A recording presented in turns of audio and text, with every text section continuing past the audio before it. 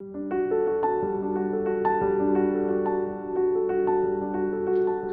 and welcome back to my channel. If you're new, welcome. I'm Priscilla and this is my Tarot Corner. Today's video is going to be my January reflections. So these are the decks that I used in January and the books that I read. So I'm also going to talk about books later in the video. But we're going to start with decks. So I actually didn't use that many decks in January, mainly because I just got back into my practice, to be honest with you. Last year I was very out of touch with doing tarot and stuff, and there was many months where I touched literally no decks whatsoever. So I eased back into it in January, and I didn't do much, and I didn't really know how I wanted my practice really to be.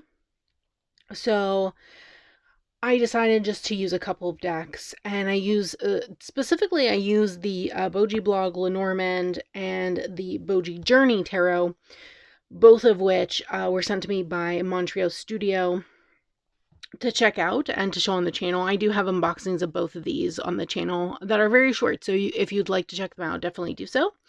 And I do have also a discount code for their website as well, which is in both of those videos, but it's PRIS 2025 altogether.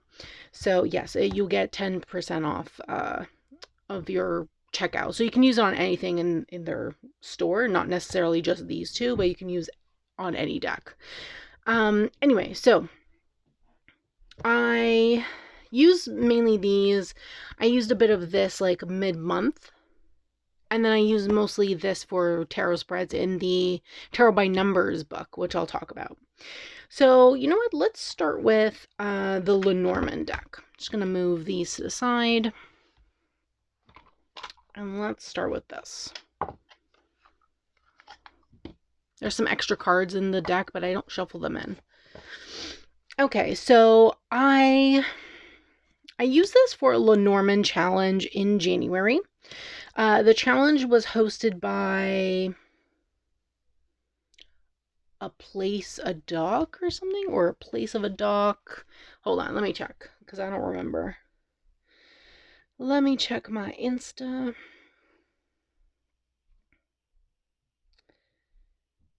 A place to dock. Let me see here. Let's see.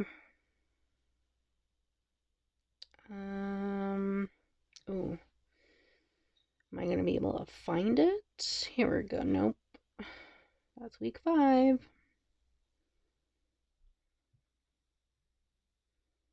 Week 3, week 2. Here we go. So it was this one here.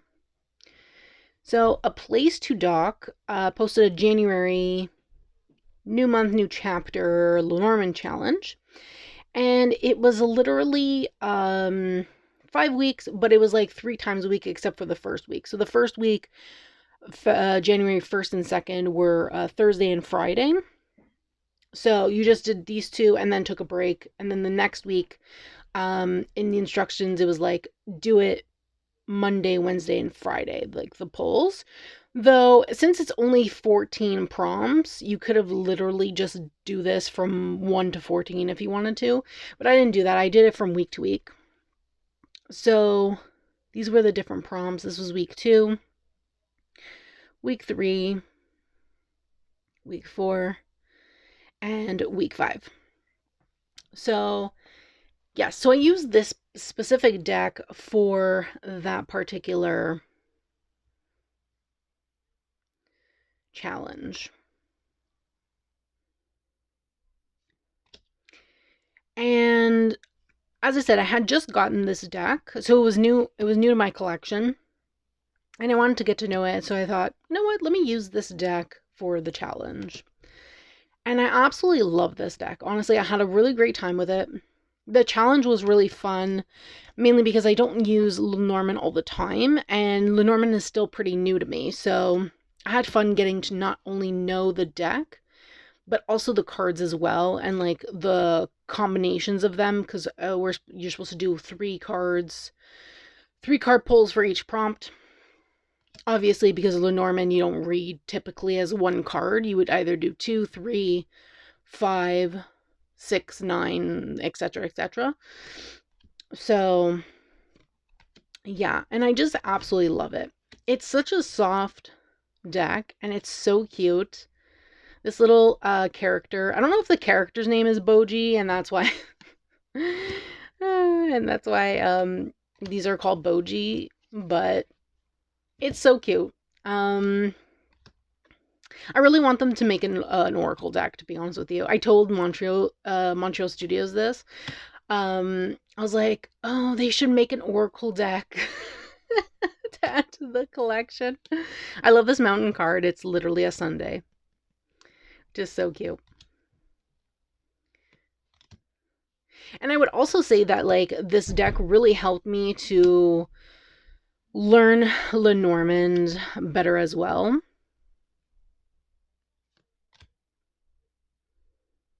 Because the scenes are so...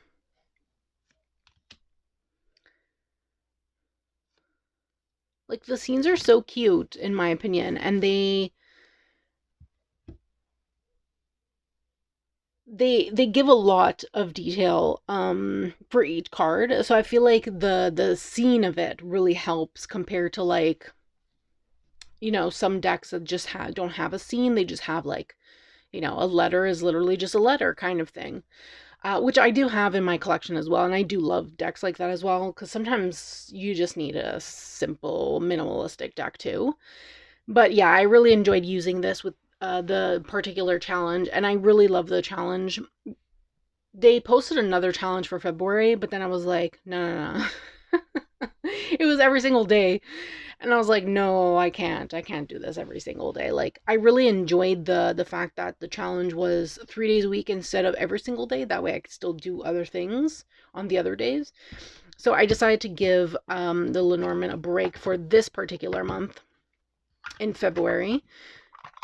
And maybe I'll come back to it maybe another time, because I started reading another book, another Lenormand book that I got from Inner Traditions recently. That I'll probably do some stuff with next month, in my opinion. But I probably won't use this deck. I'm probably just going to use like a regular simplistic deck, to be honest with you. But this was the first deck that I used in January. Then let's talk about the tarot, because the tarot I used all the other days.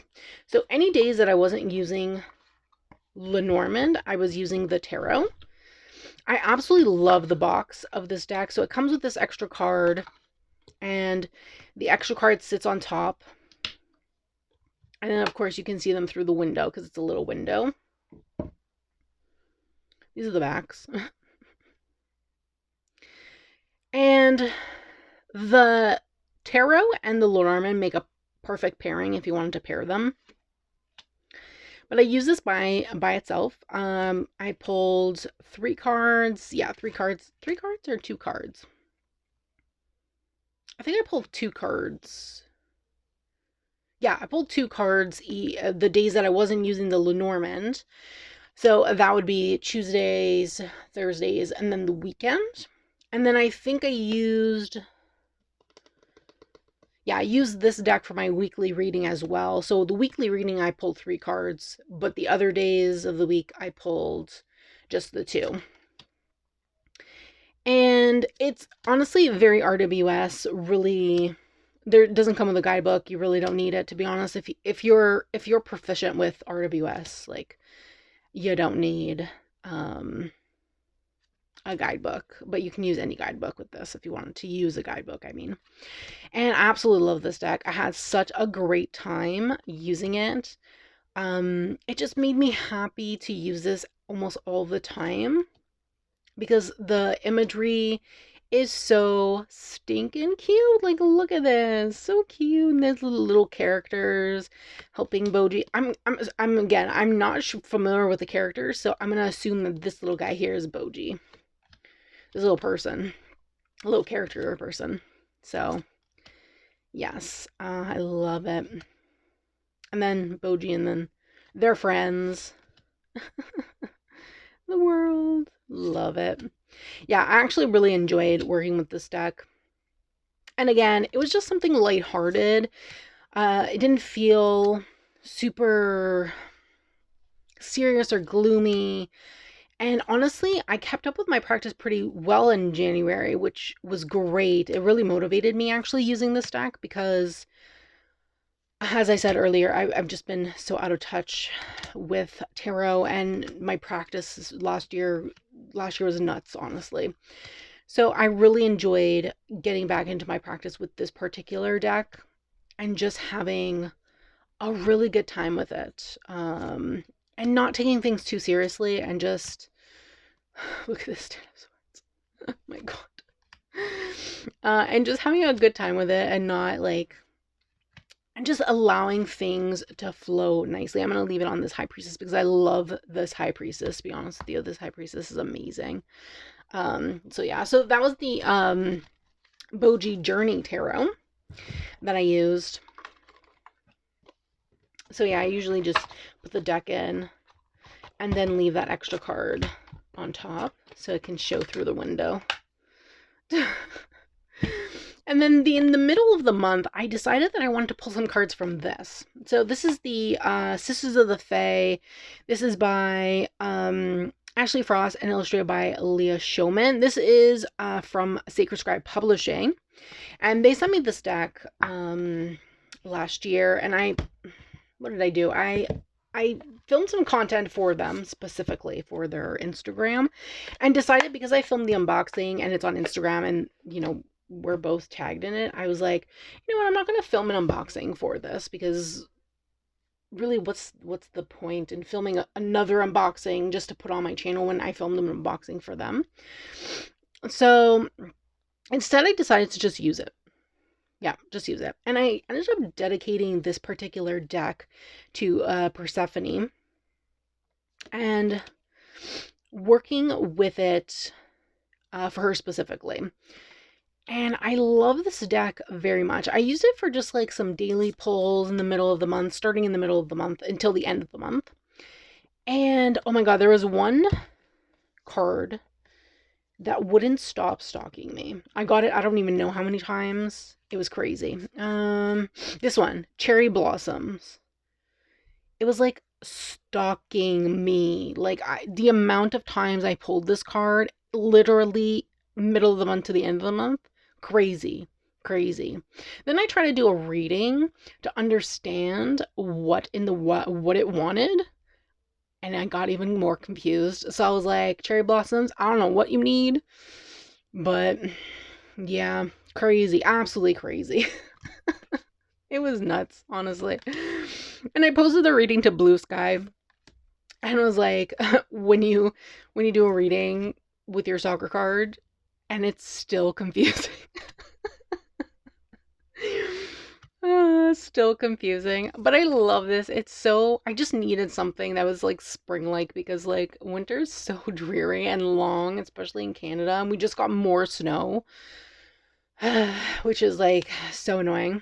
But I just needed something to connect with the coming spring. I just feel a little bit more light. I really love the messages from this deck. It was really nice. Very peaceful, very calming. Except for the Cherry Blossoms. That was the only one that was like, bitch, get it together. But other than that, this deck was really nice to work with. So, yeah. And I really love the imagery.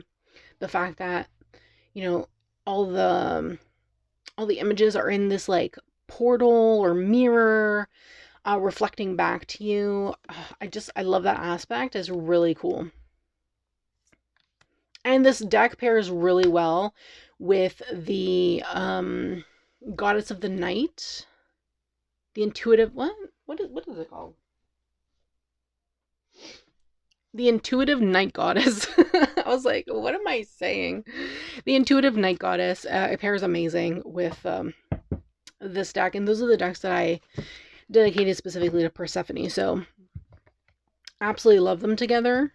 And I feel like the messages are usually clear, except for that Cherry Blossoms, which I didn't really know what was going on.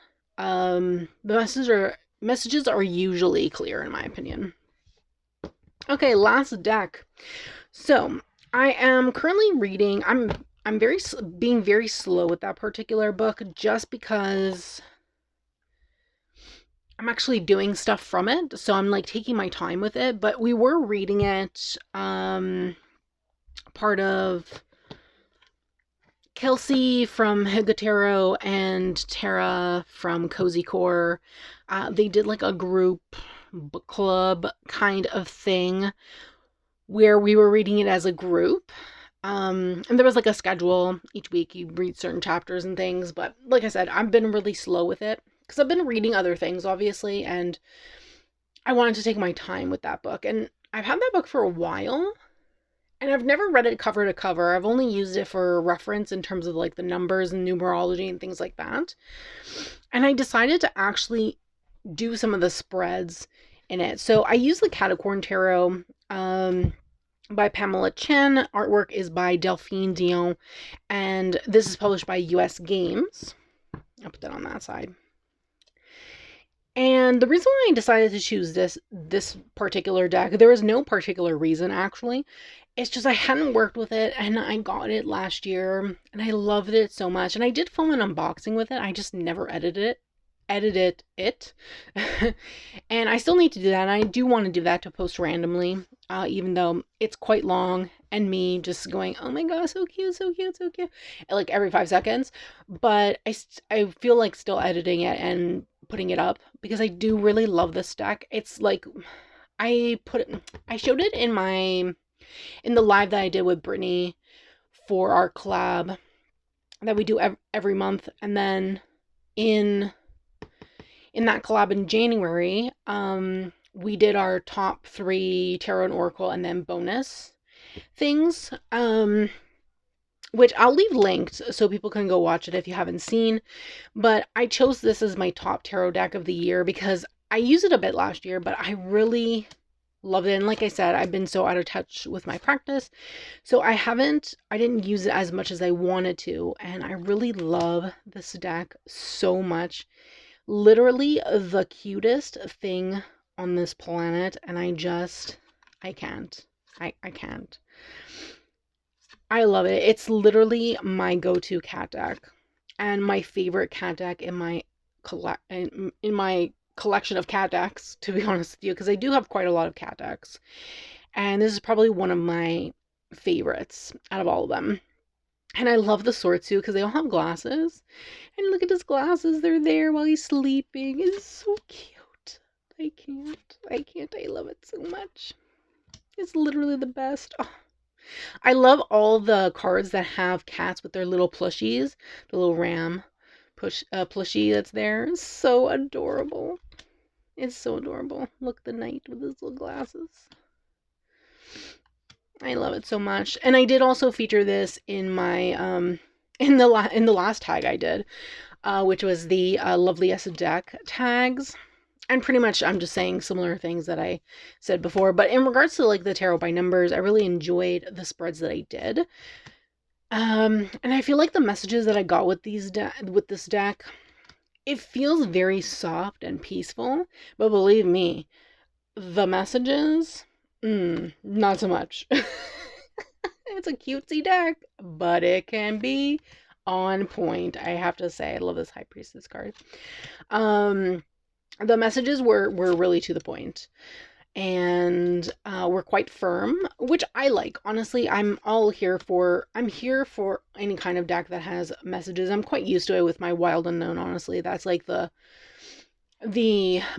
most poignant deck that I own that is really like, you know, doesn't what am I trying to say? It doesn't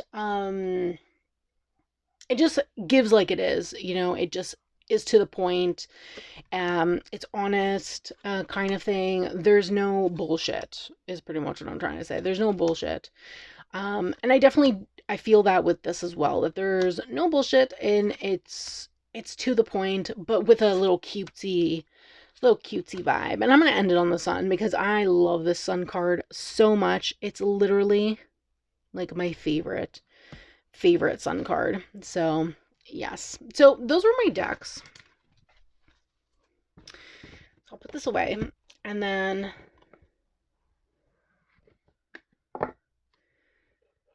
we will talk books. And I love the backs of this deck too, because it's like rainbow with cats. I love it. So these were the decks that I had for the month. So really great. Very easy and all that. Now we're going to switch over and we're going to talk about books. Okay, so we're going to talk about books now. I'm going to put up the book as like the book cover as I talk about it.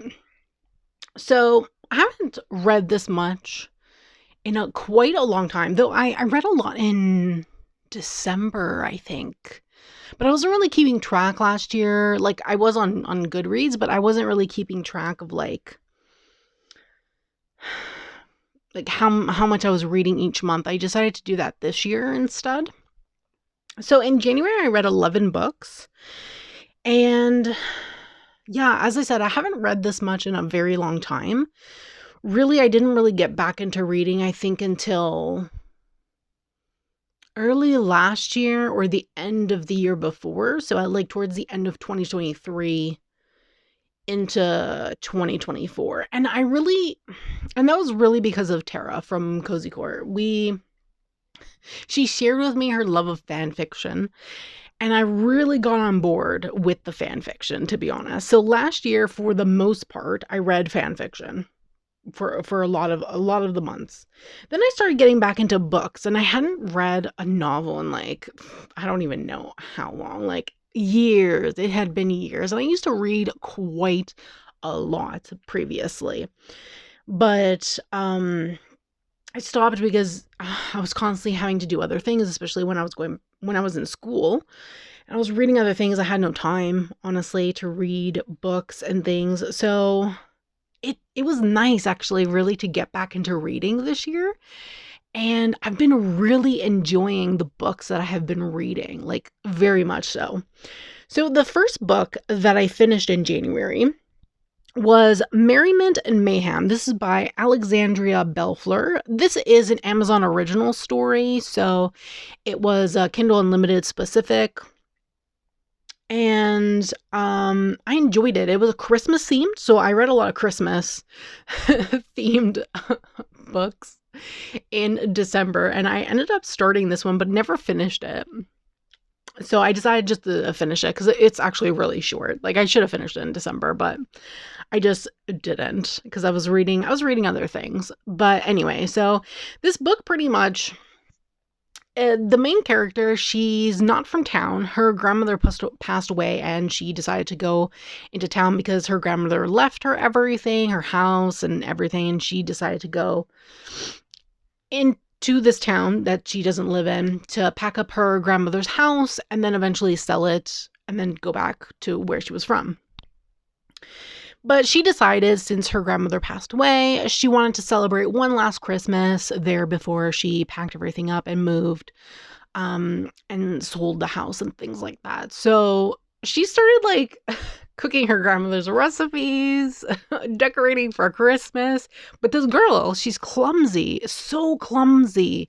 She almost burned down the house when she was cooking, and she almost fell off the roof. Well, actually, she did pretty much fall off the roof because the ladder broke when she was putting lights up. It was crazy, like literally the mayhem and chaos and the bad luck of this poor woman. It was hilarious. But here comes the hot firefighter, because this is a very smutty romance. The hot firefighter was like, oh, he was coming to save the day. And he just kept coming to our house because she kept having so many accidents and problems, and the neighbors kept calling 911. And it was just really funny and short. And finally, when they did have smutty scenes, it was a really nice, the spice was nice. And it was really fun. Like, the dynamics between the hot firefighter and the main character, hilarious. I loved it. I gave it 4 stars because it was really good, but it wasn't like great. Like, it was good.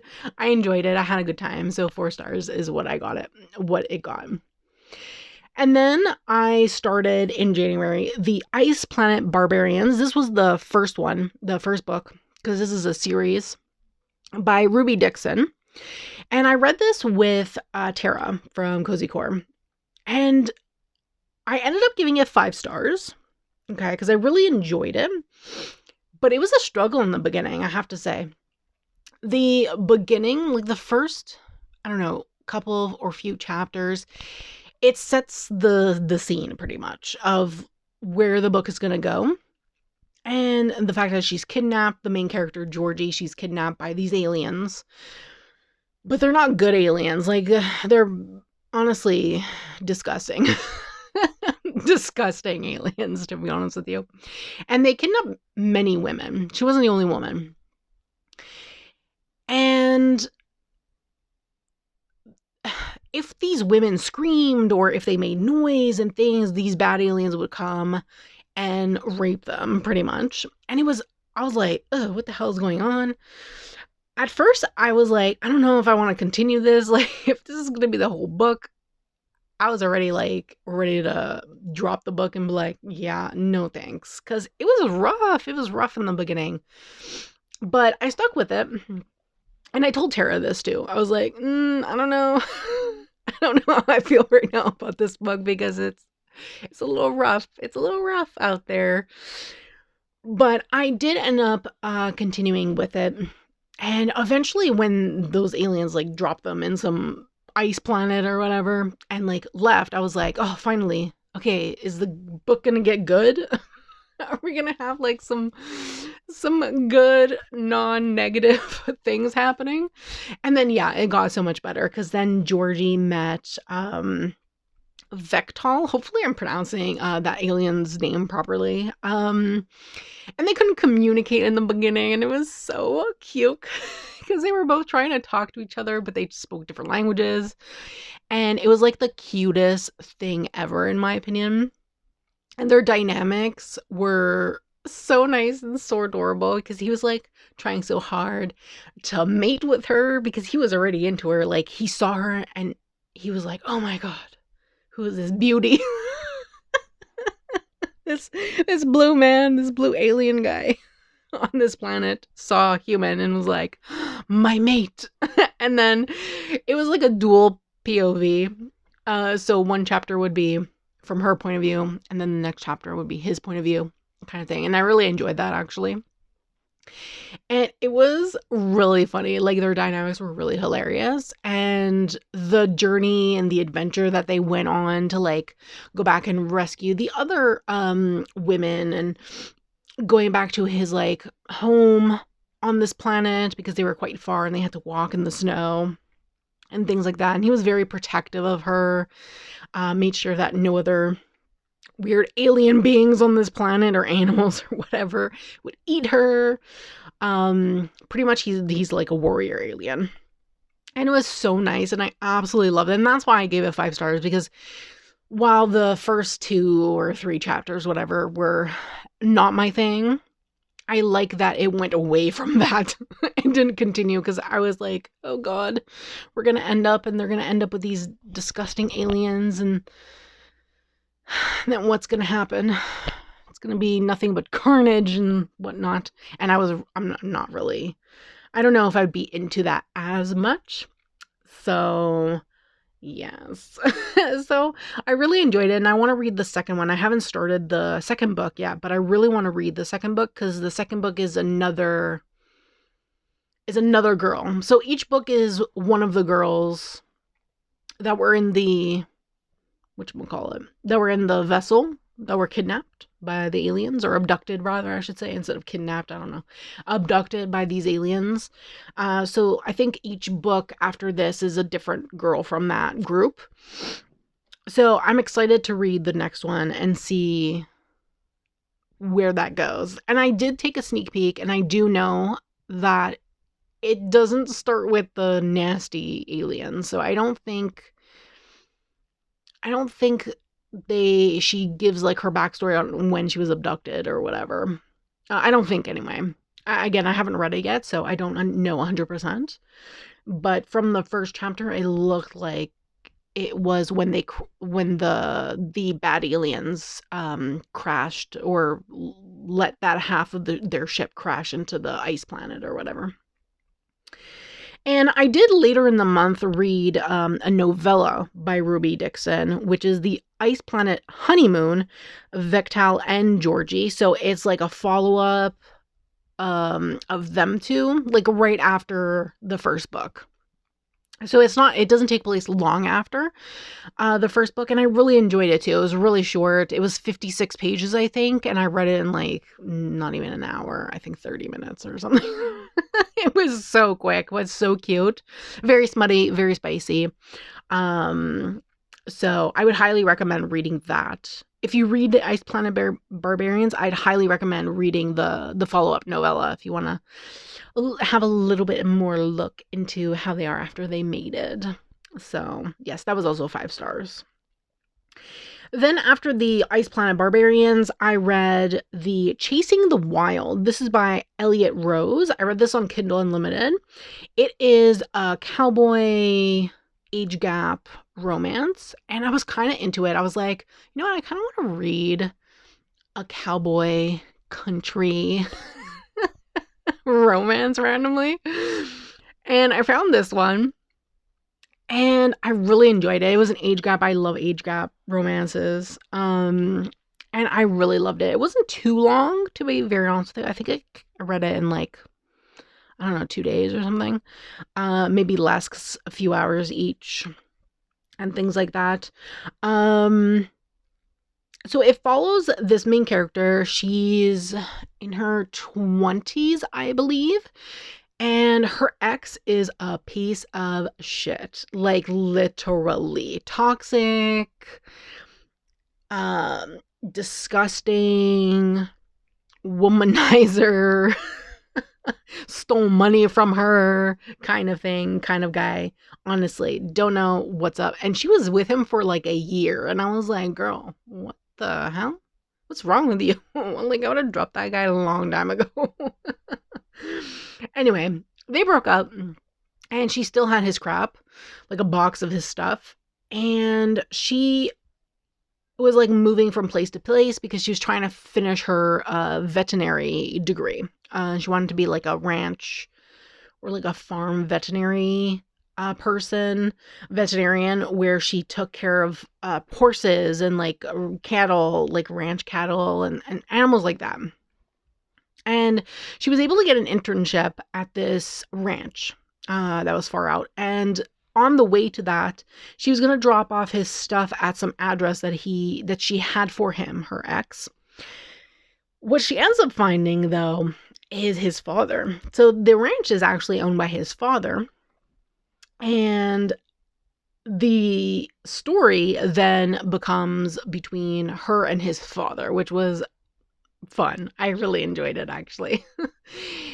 So she gives him back his stuff, and she wants to be on her way, but then a snowstorm takes place, and his ranch is like on top of this hill, and they wouldn't have cleared the snow in time. So she ends up not being able to go to her internship, which sucks because she really needed the money. Instead, her ex's father decides to offer her a job because, you know, she needs to have a certain number of hours in order to graduate from her veterinary course that she's taking. So she ends up getting a job, and she ends up falling for her ex's father, which is a good time. And the spice in this was really good. I really enjoyed it. There's some other crazy scenes with some other characters that are disgusting. Not good people, for sure. But I really enjoyed it. Definitely grumpy sunshine trope. So if you're into age gap, grumpy sunshine. She was definitely a sunshine. Him, very grumpy guy. Which I love, because this is another trope I very much love. And it definitely has a happy ever after kind of ending, happy ending. If people like books that have happy endings, this does have a happy ending. There is a second book, but it follows a different character, and I want to read it as well because That character did show up a few times in the first book. So I do really want to read the second one, which follows him. And it's, again, another country age gap romance. So I'll probably read that at some point as well. Then I read books 1 to 5 of the Zodiac Academy. So the Zodiac Academy is a duo. It's written by a duo. Carolina Peckham and Suzanne Valenti. Hopefully I got that right, because I'm looking at my Instagram post and their names are very small. But I read 1 to 5. So book 1 I gave 4 stars, and books 2, 3, and 4 I gave 2, 3, 4, 5. Sorry, I gave 5 stars. So this is an interesting series. It is fantasy, romantasy, I don't even know. There's like so many tropes in here. The first book was a wild ride. There was a lot of like non-consent shit going on, and I was like, what in the world? Like, I got the ick so many times reading that book, but I kept reading because the drama was unreal. It's like watching Love is Blind. Some of the things that they do, so icky, but the drama is unreal, right? This series is pretty much that. So much drama, unbelievable. Anyway, the series follows these 2 twins that are actually fae, but they grew up human. So they're actually changelings. Okay, none of this so I'm just gonna preface by none of the terminology in this book makes any sense in the actual terminology of what those things mean. But anyway, these twins are changelings. So their parents, who are royals in the fae world, were royals rather, I should say, which they know really early on, their parents are dead. It's not a spoiler, just so you know.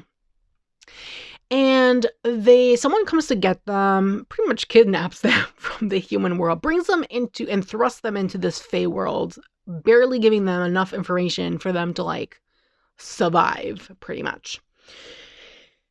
And then it just gets weird from there. They have to attend this school, this academy called the Zodiac Academy, in order to get their inheritance. So they have to attend the school, they have to graduate from the school, and then they can get their inheritance, which is what they want, because they grew up poor, homeless almost, and they just want to have enough money to survive and not have to resort to breaking and entering and stealing and all these things. Because these twins, that's what they do. They both do that pretty much. And what happens is that their parents were actually the last king and queen of the realm that they come from. And then after that, the council, which is known as the Celestial Council, took over and they shared the throne. So it's 4 families. 4 families, and they each have an heir, which are sons, and they are supposed to take over after their parents.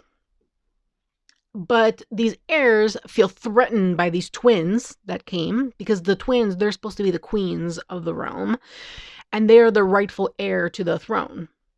So the 4 heirs are, I guess, triggered or something, because they're spoiled and don't really want their throne to be taken away from them. So they start doing these horrible things to the twins, and it's just disgusting. Like, oh my god, some of the stuff I'm just like, what the hell? And these guys are not good guys in the beginning anyway. Eventually, through the books, they start to get better.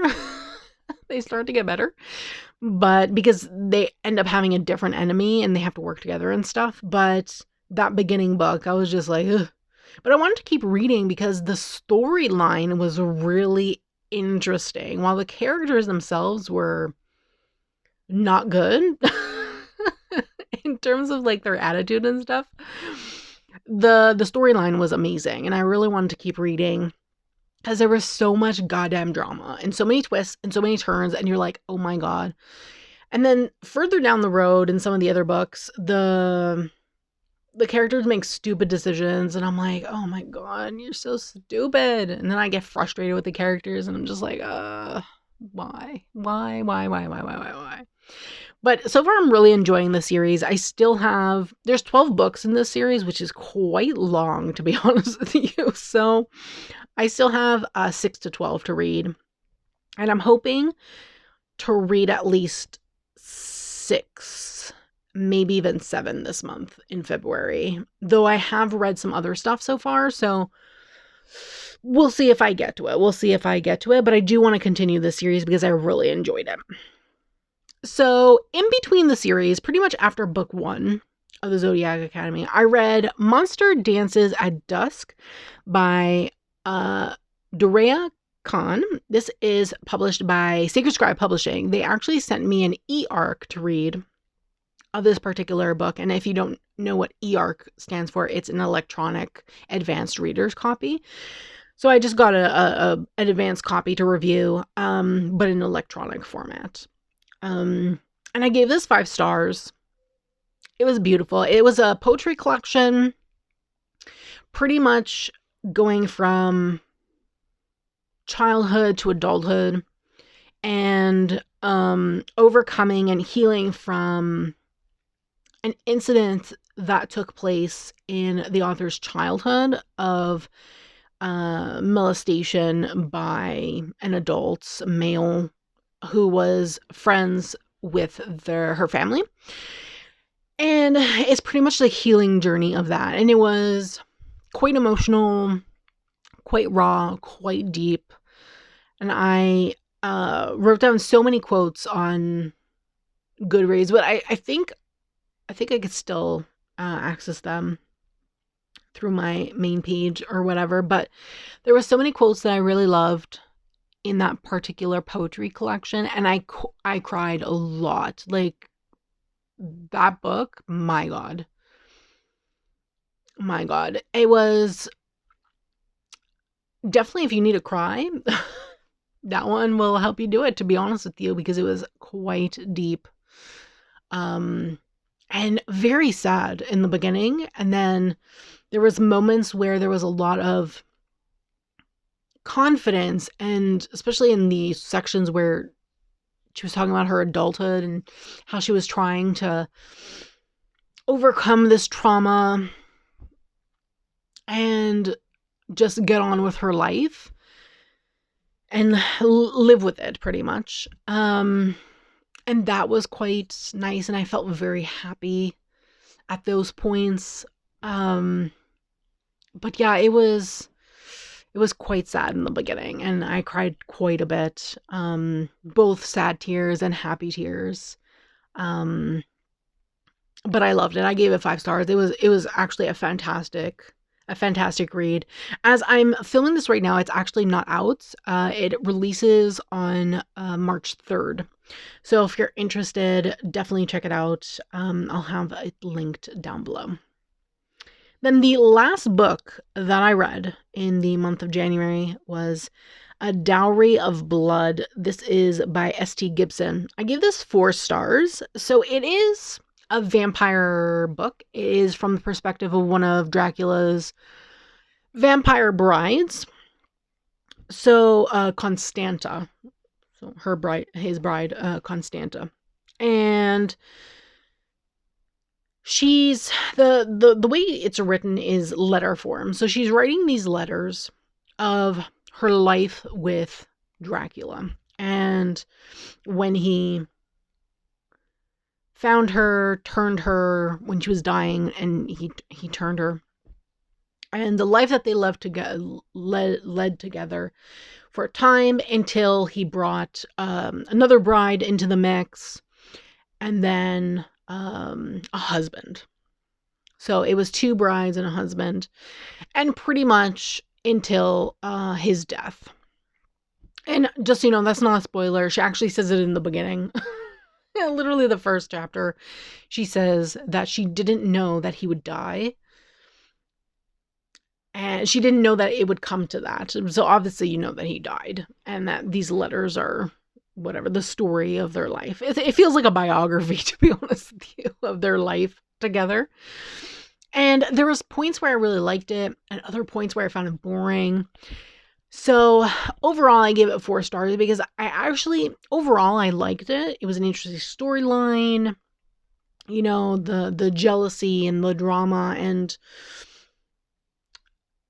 the controlling, manipulative nature that Dracula had over Constanta and the other wife that I can't remember the name of right now, and then the husband at the end that I also can't remember the name of, to be honest with you.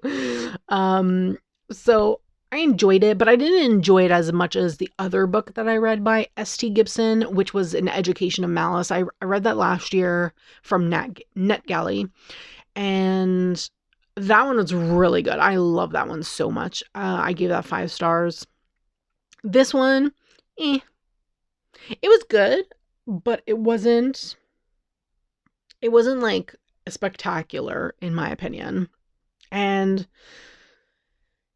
it felt like just another Dracula retelling, to be honest, and I'm kind of over those already. So yeah.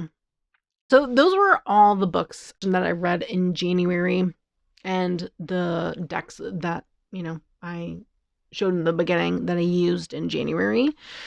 So if you made it this far in the video, leave leave a thought bubble, little thought bubble in the comments below so that I know that you made it to the end of the video. Let me know in the comments what you thought of this particular video. What did you think of my picks for January? Have you read any of the books that I mentioned? I will have them linked down below. I'd love to hear people's thoughts and see we can have a discussion in the comments below. Don't forget to subscribe to my channel, turn on that bell so you can be notified every time I post a brand new video, and don't forget to give this video a thumbs up as it's greatly appreciated and helps me in the long run. Thanks so much, and I hope that you have a great day.